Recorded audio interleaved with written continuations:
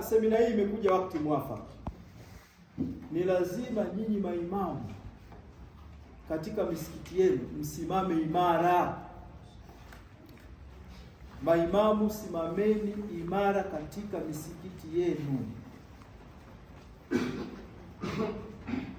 Aje yoyote lazima kuoneni nyinyi.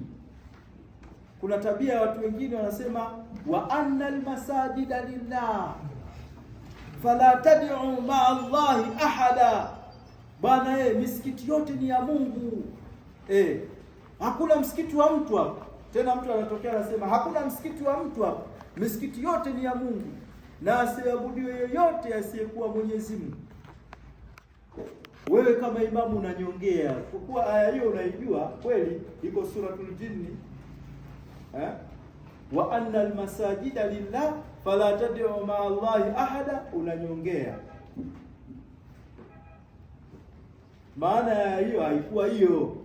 Wa anna almasajida lillah, misikiti yote ni ya Mungu, kwani misikiti Mungu ndo aliyeijenga, si imejengwa na sisi wanadamu.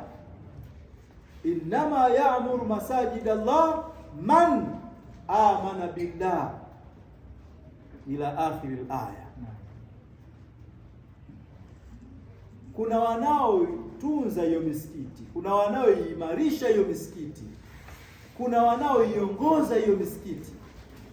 Hata msikiti wa Mtume Muhammad sallallahu alaihi wasallam uliongozwa na yeye Mtume Muhammad sallallahu alaihi wasallam. Haujapatapo kusoma katika historia mtume alikuwepo alafu mtu mwingine akapita mbele kusalisha na mtume yupo, isipokuwa kwa idhini yake. Na ule wakati wa mwisho ndio anamwambia Abubakar, pita nenda kawaswalisha waumini, kwa ruhusa yake. Sasa leo wewe anakuja tu mtu pale kasoma tu kidogo, wewe imamu upo, labda tu unachukua udhu pale, na anaona kuwa wanachukua udhu, na waadhini hawa waadhini muwafunde na wao. Iko siku tutawaita itakuwa semina ya waadhini tu, yaani watoa adhana tu, itakuwa semina yao.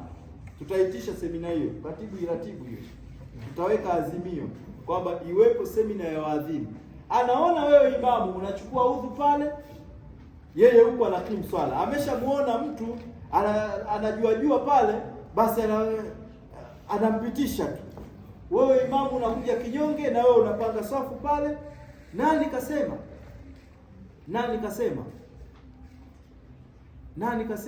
imamu anatakiwa asubiriwe